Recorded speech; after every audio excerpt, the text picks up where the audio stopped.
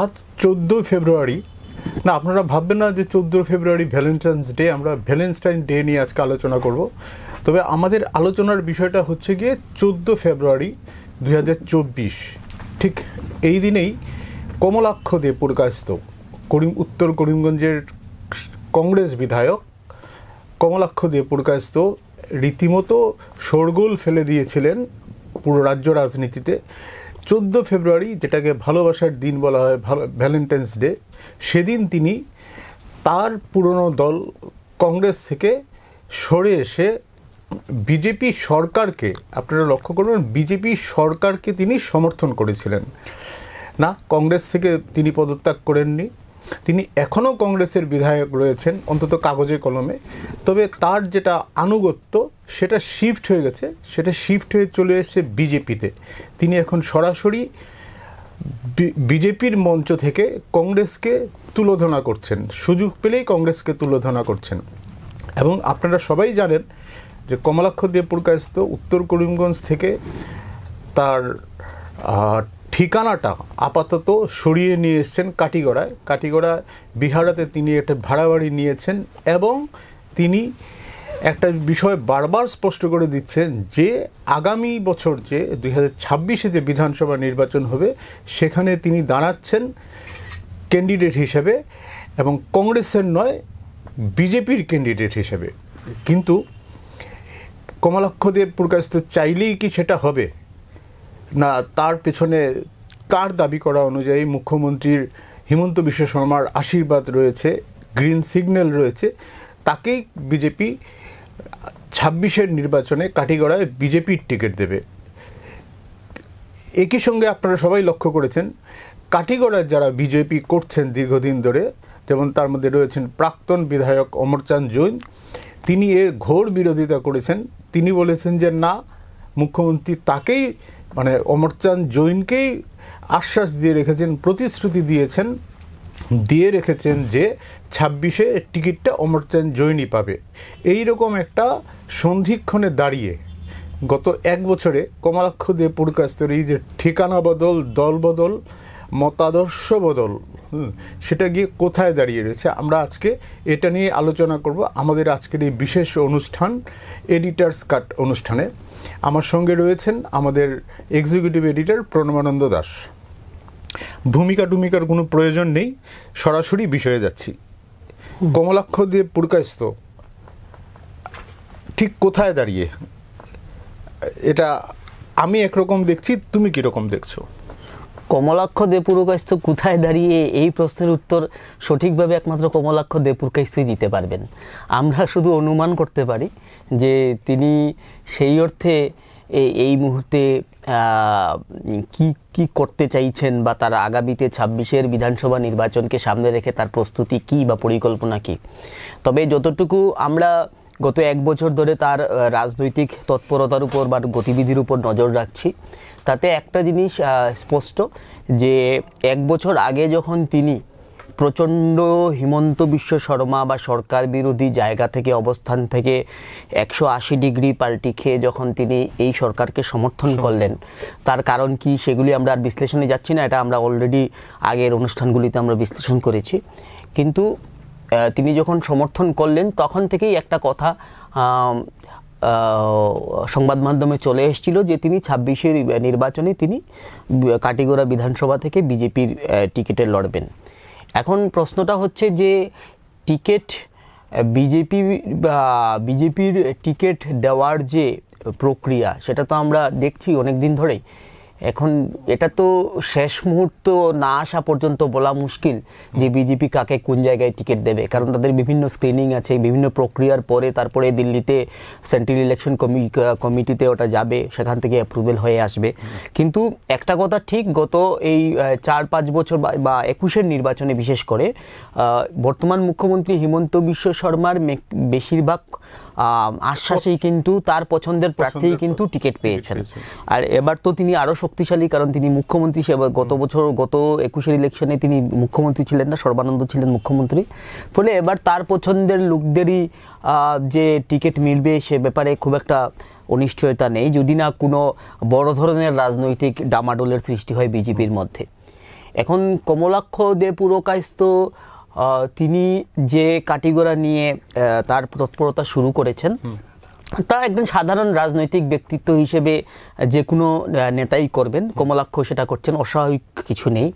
এবং সেই জায়গায় দাঁড়িয়ে তিনি যখন কাটিগড়ায় এই মাস দেড়েক আগে যখন মুখ্যমন্ত্রীর সঙ্গে তাদের বৈঠকে, দলীয় বৈঠকে যেটা হয়েছিল, যে যেখানে তাকে গ্রিন সিগন্যাল দেওয়া হয়েছিল বলে দাবি করা হয়েছিল, যে যেখানে কাটিগড়া থেকে কমলাক্ষ এবং উত্তর করিমগঞ্জ থেকে আগের যিনি শ্রীভূমির জেলা সভাপতি ছিলেন বিজেপির সুব্রত ভট্টাচার্য, এই দুজনকে হিমন্ত নিজে ডেকে তাদের গ্রিন সিগন্যাল দিয়েছিলেন মাঠে নেমে পড়তে, কারণ এইরকমই খবর ছিল।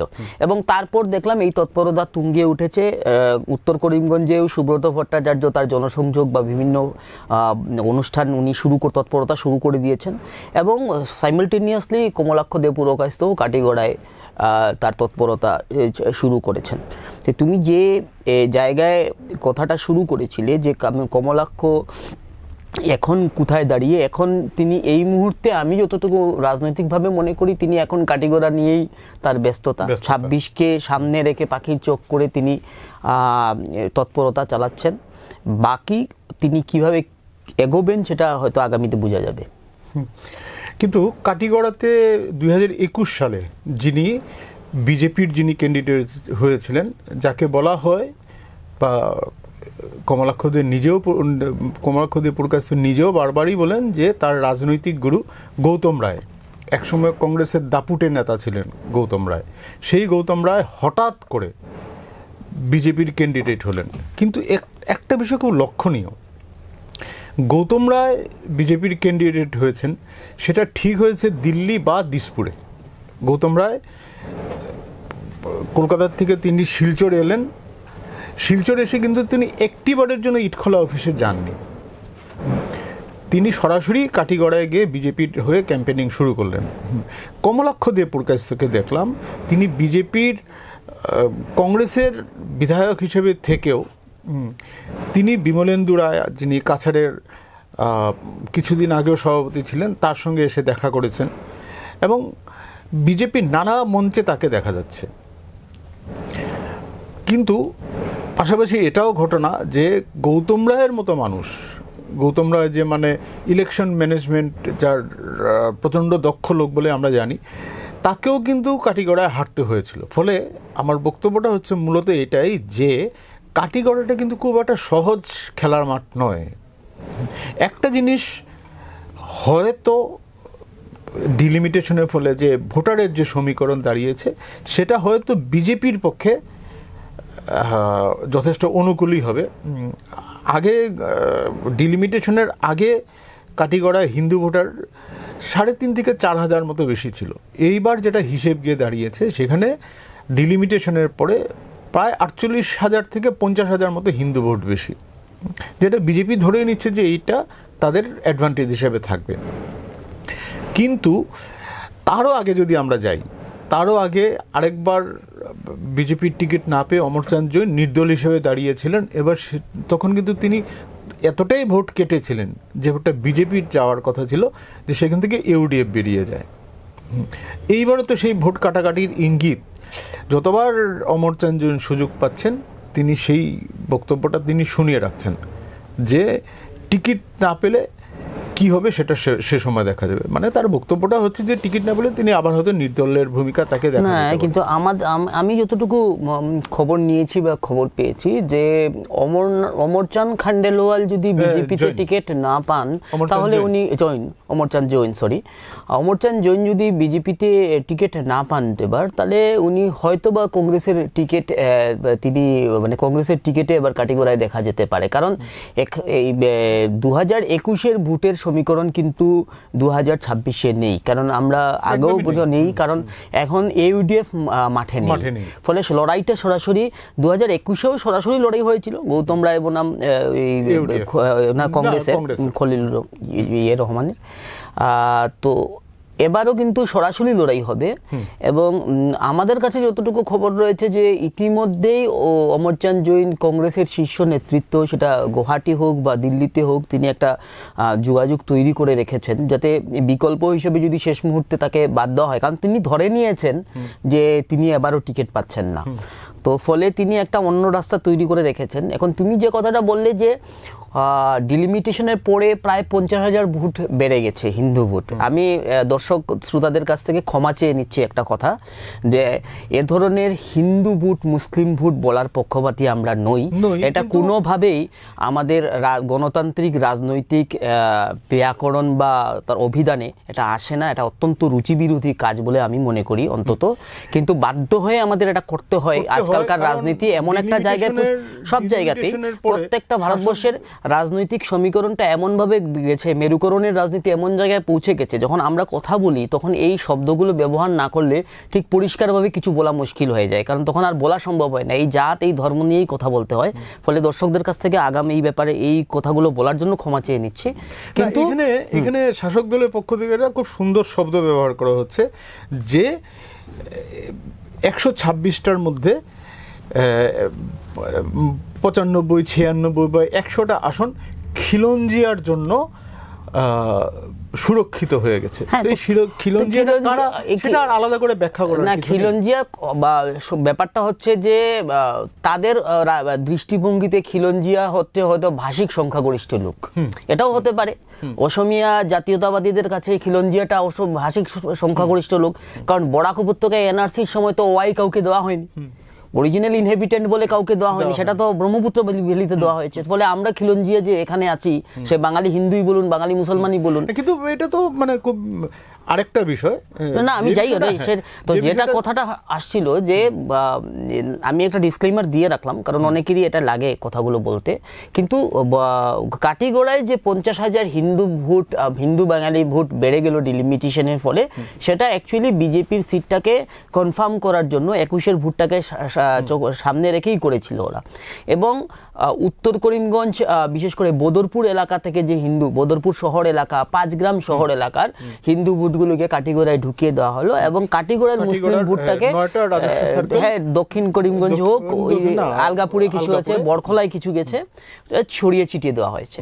এখন প্রশ্নটা হচ্ছে যে যদি অমরচাঁদ জৈন যদি এর মধ্যে যদি ইফস এন্ড বাটস আছে অনেক কিছু, কারণ ইলেকশন আসতে আরো 1 বছর আছে, এগুলো অনেক সমীকরণ বদলে যাবে। অমরচাঁদ জৈন যদি কংগ্রেসের টিকিটে যদি প্রতিদ্বন্দ্বিতা করেন, আমরা যদি সেরকম একটা পরিস্থিতি দেখতে পাই, একটা জিনিস হলো যে কংগ্রেসের সেই অর্থে কোনো মুখ নেই কাটিগড়ায়।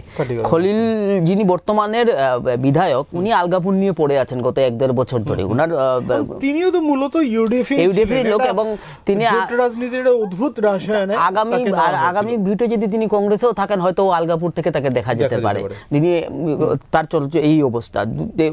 ফলে কংগ্রেসের কাটিগড়ায় সেরকম দেওয়ার মতো সেই প্রার্থী মুখ নেই।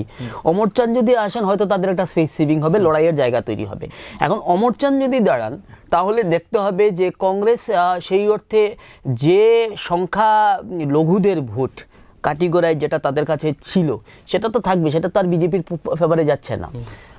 সঙ্গে অমরচাঁদ জৈনের নিজস্ব যে হিন্দু ভোট বেল্ট বা চা বাগান বা হিন্দিভাষীদের ভোট বেল্ট, সেটা যদি উনি কতটুকু নিতে পারেন, তার উপর পুরো লড়াইয়ের প্রেক্ষিতটা তৈরি হবে।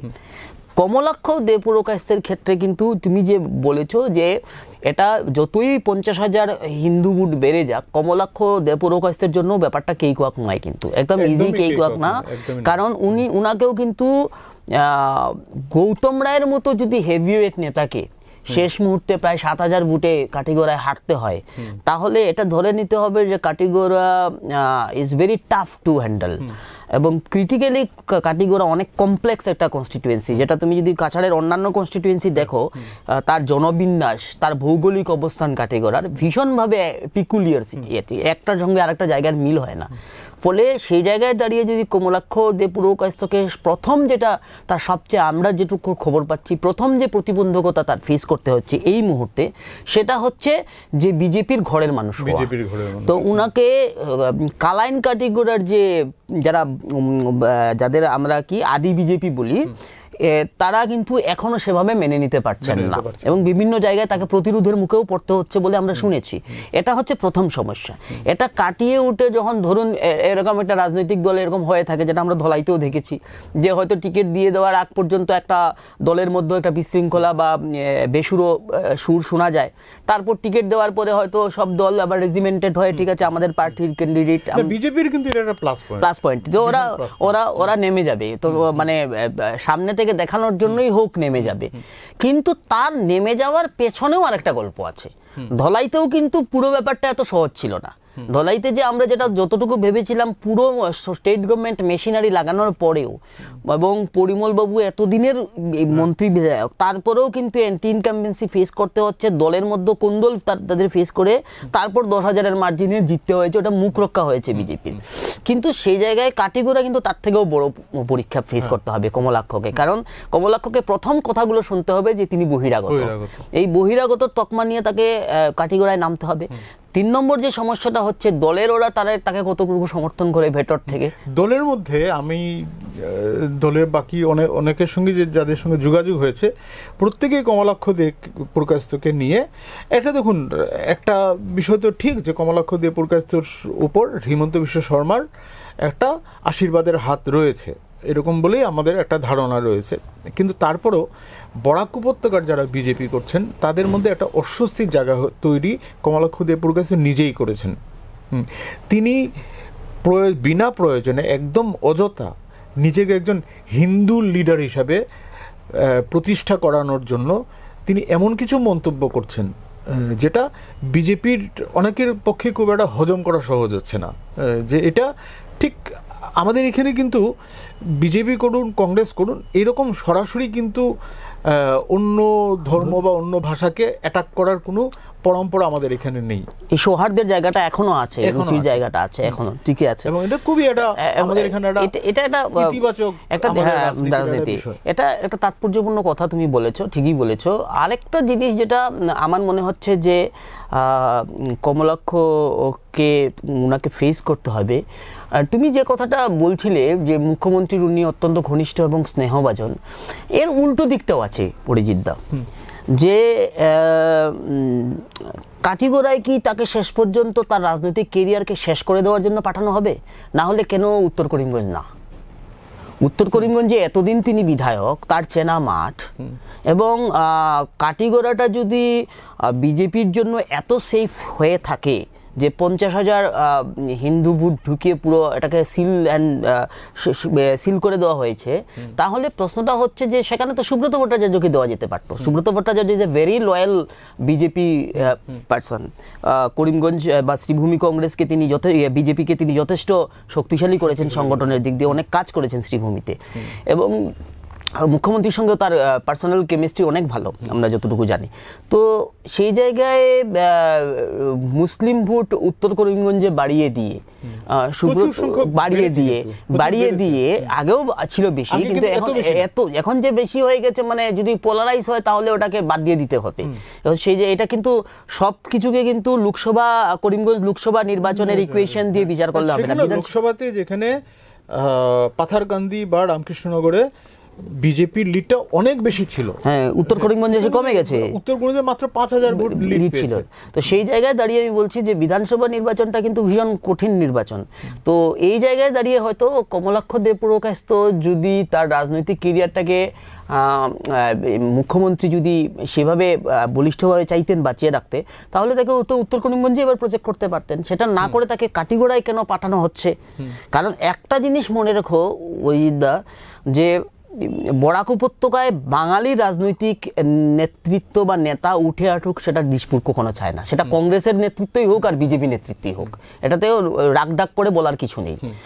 যে আমরা সবসময় সেই বিমলা প্রসাদ চালিহার আমল থেকেই আমরা দেখেছি, যখনই বরাক উপত্যকা থেকে একজন বাঙালি নেতা যখনই উঠে আসে, তখন তাকে বিভিন্নভাবে দমিয়ে রাখার চেষ্টা হয়। Kamalaksha was the last man in that brigade, যেখানে উনি বাঙালিদের হয়ে কথা বলতেন বিধানসভায় দিশপুরে, এবং বলতেন ঠিকই আছে। কিন্তু এখন যেটা আমার পরবর্তীতে গিয়ে মনে হচ্ছে যে কমলাক্ষ দে পুরকায়স্থ নিজেকে শুধু যে বরাকের বাঙালি তা না, হ্যাঁ, আসামের বাঙালি, এমনকি কিছু কিছু ক্ষেত্রে নর্থ ইস্টের বাঙালির মুখ হিসেবে নিজেকে প্রতিষ্ঠা, বারবার তাকে মেঘালয়ে গিয়ে আমরা দেখেছি। এবং এক এক সময় খুব আশ্চর্য লাগে যে এই কমলাক্ষ দে পুরকাস্ত, যার সঙ্গে তপোধীর ভট্টাচার্য, মানস চৌধুরীর মতো মানুষেরা একটা মঞ্চে শেয়ার করেছেন, সেই কমলাক্ষ দে পুরকাস্ত আজকে এসে কোথায় দাঁড়িয়েছেন তিনি? না দেখো অরিদা, আমি এই ব্যাপারে তোমার সাথে দ্বিমত পোষণ করছি। কারণ দেখো, রাজনীতিতে নীতি বলে কিছু নেই। আজকালকার রাজনীতিতে নীতি বলে কিছু নেই যে ওই আদর্শটা ধরে রেখেছে 10 বছর আগে, 5 বছর আগে। কমলাক্ষ হয়তো বুঝেছেন যে এই রাজনীতি করে তার টেকা সম্ভব না। ফলে রাজনীতিতে তো মানে এরকম ভাবে বলা মুশকিল যে উনি এই ইয়াসটিকে এতদিন উনি বাঙালি নেতৃত্বের কাজ করেছিলেন, হঠাৎ করে উনি বাঙালির মুখ না হয়ে তিনি হঠাৎ করে হিন্দুত্ববাদী হয়ে যাচ্ছেন। হয়তো তার রাজনৈতিক এক্সিস্টেন্সের প্রশ্ন ছিল, সেটা উনি ভালো বলতে পারবেন। তবে আমি যতটুকু একটা কথা মনে করি যে আমি বারবার একটা কথা মনে করি যে যতই বলুক না কেন, বরাক উপত্যকা থেকে কোনো বাঙালি মুখ বা বাঙালি নেতা উঠে আসুক, সেটা দিশপুর কোনোভাবে চাইবে না। এটা হচ্ছে মানে খুব কঠোর হলেও এটা বাস্তব কথা। সে কমলাক্ষ হন, সে যেই হন, সে পরিমল শুক্লবৈদ্য হন, যেই হন, কেউ চাইবে না যে এখান থেকে একটা ভালো সরব নেতৃত্ব উঠে আসুক যে বাঙালির হয়ে কথা বলবে। পুরো আসামের ব্রহ্মপুত্র উপত্যকা সহ, বরাক উপত্যকা সহ পুরো, সেদিনও আমরা আলোচনা করেছি, একজন বাঙালি নেতার যার কথার গুরুত্ব আছে বা তাকে গুরুত্ব দেওয়া হচ্ছে, এরকম একজন নেতা রাজনৈতিক নেতা, ডান বাম মিলিয়ে, কংগ্রেস বিজেপি মিলিয়ে আমি বলছি, কোথাও নেই। আস্তে আস্তে পুরো বাঙালিকে, তার রাজনৈতিক বাঙালির নেতৃত্বকে পুরোপুরি একেবারে দেওয়ালে পিঠ থেকে গিয়েছে।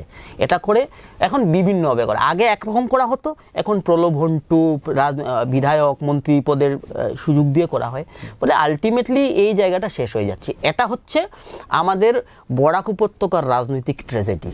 সে কে টিকেটে আসবেন, কে টিকেটে জয়ী হবেন, দ্যাট ইজ এটা 13 জনের বিধায়ক, আগামীতে 15 থেকে 13 হচ্ছে তো, 13 জনের বিধায়কের মধ্যে কমলাক্ষ জিতলে আরেকজন বিধায়ক হবেন, সংখ্যাটা মানে একজন সংখ্যা হবে, উনি ওই বিধায়ক হয়েই যাবেন। তারপর ওনার কাছ থেকে আমাদের শুনতে হবে মুখ্যমন্ত্রী কত মহৎ, সরকার কত ভালো কাজ করছে, এগুলি যেভাবে আমরা শুনে আসছি সেটাই হচ্ছে। কিন্তু আলটিমেটলি বরাক উপত্যকার কথাগুলো, যারা বরাকের বাঙালি সমাজের যে সমস্যার কথাগুলো যে দিশপুরে অনুরণন ঘটতো, সে বিধানসভায় হোক, বিধানসভার বাইরে হোক, সেই মুখগুলো হারিয়ে যাচ্ছে, সেই নেতৃত্ব হারিয়ে যাচ্ছে। কমলাক্ষর কংগ্রেস ছাড়ার 160টা কারণ হতে রয়েছে।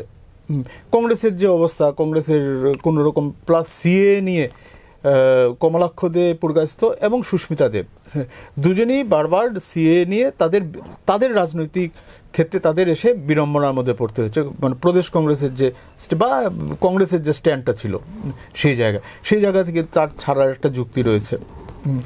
কিন্তু সবচেয়ে আশ্চর্য যে বিষয়টা, সেটা হচ্ছে যে দুদিন আগেও যে লোকটা এতটা বিজেপি বিরোধী ছিল, সরকার বিরোধী ছিল, সেই লোকটা যে হঠাৎ করে যে দুম করে পাল্টে গেল, সেটার পেছনে প্রমোদনগর চা বাগানের কোনো ভূমিকা রয়েছে কিনা সেটা একটা অনুমান সাপেক্ষ ব্যাপার। তার রাজনৈতিক উচ্চাকাঙ্ক্ষার একটা ব্যাপার থাকতেই পারে এটার মধ্যে, অস্বাভাবিক। রাজনীতিতে তো নেতাদের দল বদল বা এরকম মন বদলের ক্ষেত্রে বিভিন্ন কাজ করে। ওনার কমলাক্ষকে আইসোলেট করে আমি তাকে মুটেও মানে আলাদাভাবে আইসোলেট করতে চাই না। আর বর্তমান যুগের রাজনীতিতে জ্যোতিরাদিত্য সিন্ধিয়া কেন বিজেপিতে গেলেন? বিভিন্ন রাজনৈতিক দলের নেতারা, কংগ্রেসের হেভিওয়েট নেতারা লাস্ট মুহূর্তে কি করে বিজেপি গেলেন? হরিয়ানার ইলেকশনে দেখলাম একেবারে ইলেকশনের দুদিন আগে বিজেপির টপ কন্টেন্ডার কংগ্রেসে যোগ দিলেন। কেন এটা হয়?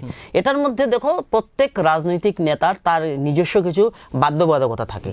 এটা আমরা হয়তো বাইরে থেকে এক ধরনের বিশ্লেষণ করি, আমাদের বিশ্লেষণটা আলাদা, কিন্তু উনার তো রাজনীতিতে টিকে থাকতে হবে, সে যে কোনো কারণেই হোক না কেন।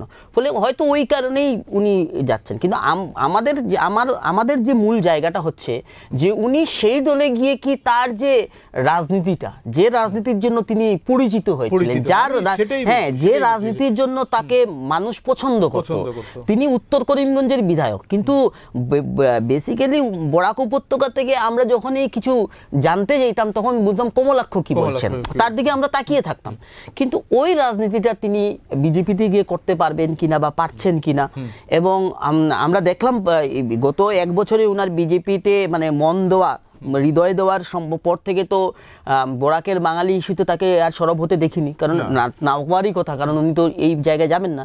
তো সেই জায়গাগুলোকে নিয়ে আগামীতে যদি কাটিগড়ায় দাঁড়িয়ে তিনি বিধানসভায় বিধায়ক হন, তাহলে কতটুকু সরব হতে পারবেন বা তার সেই জায়গাটা মেনটেন করতে পারবেন? বরাক উপত্যকার স্বার্থের কথাই যদি ধরি, বাঙালির স্বার্থ নাই বলে আমি বরাক উপত্যকার স্বার্থের কথাই বললাম, সেগুলোর মধ্যেও নেগেটিভগুলো কিভাবে পাল্টে যায়। বরাকের উপত্যকার ছেলেরা চাকরি পাচ্ছে না, কমলাক্ষ দেবপ্রকাশ যেটা নিয়ে কংগ্রেসে থাকার সময় বারবার উনি সরব হয়েছেন।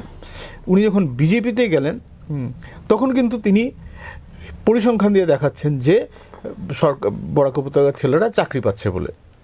এই যে নেগেটিভটা যে বদলে যায়, নেগেটিভের ব্যাপার না, এটা চশমা বদল। তো চশমা বদল, তোমার যদি দেখার, তুমি যদি আছে কালা চশমা পরো, এটাও ঠিক।